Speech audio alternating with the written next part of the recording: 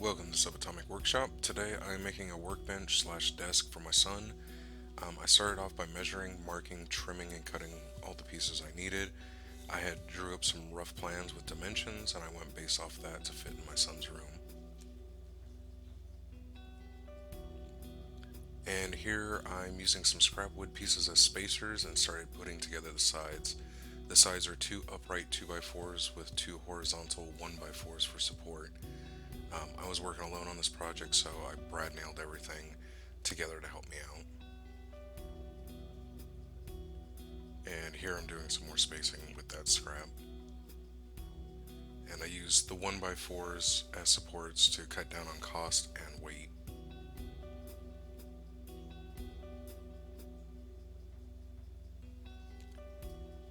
And here I'm cutting a rabbet and a piece of 1x4.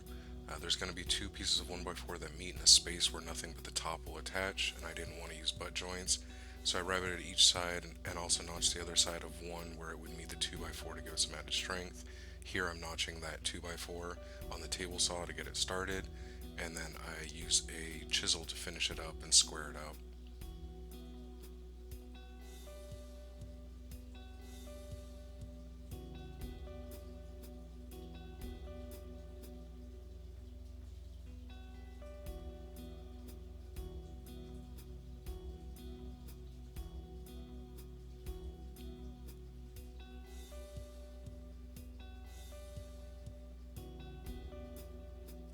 And the notched end of the 1x4 I just did on the bandsaw.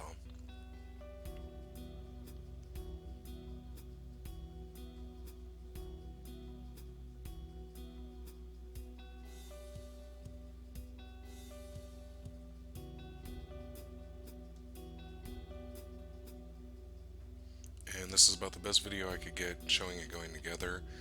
The two sides are attached with 2x4s, one along the floor and one even with the 1x4 supports that the tabletop will rest on and be attached to. The top 2x4 is the notched one that the rabbeted and notched 1x4s will be attached to.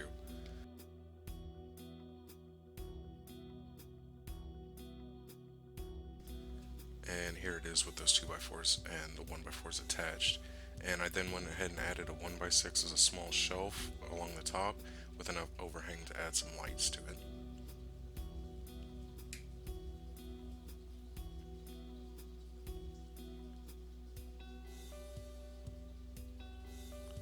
And this is going to be a corner workbench desk, and to make it fit through the door I built it in two parts. So this 2x4 that I'm notching right here is going to be the connecting point between the two halves. So this is the first part of the second half. And I didn't get any good video of it, but the 2x4 here that I'm nailing into is notched to have the longer 1x4 fit into it. The other end of the longer 1x4 fits into the connecting 2x4 that I showed cutting as the first part of the second half. Hopefully all this gibberish will make sense when I show you the test fit. And here I'm just attaching the legs and supports of the smaller second half.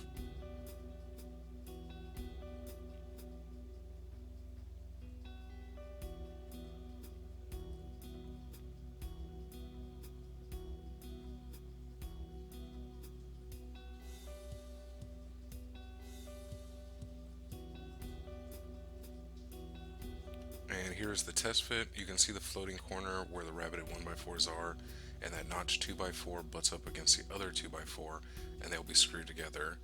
And the 1x4 going across the wall is inset and meets the end of the 2x4 right there. There was a little bit of a height difference, so I got this planer from Harbor Freight for cheap and wanted to give it a try. I had never used it before and it shows. I did leave some marks on it, but it did cut through the wood really well, and nobody's going to see this, so I wasn't really that worried about it, and it was much better than having to sand it down. And for some of the prep work, I went ahead and told my son, since it was his workbench, he would do the sanding. So I sent the little slave out and made him get to sanding. And I let him know as well any problems with the finish was going to be on him, since it was his job to sand. I did help him out a bit though with rounding the corners and some of the stubborn parts. Here I'm just rounding up these corners and making everything flush. And since it's made with 2x4s, it obviously isn't fine furniture, but since it's going to be in the house, I decided to fill in some of the blemishes, seams, and nail holes with putty before painting. I used a filler primer after this for some spots that needed it, and also the areas that'll get seen. So here's how it sits waiting to be finished. Part 2 will be paint, atop, some small details, and getting it installed. If you like what you see and want to see more, please subscribe so you don't miss part 2. Thanks for watching.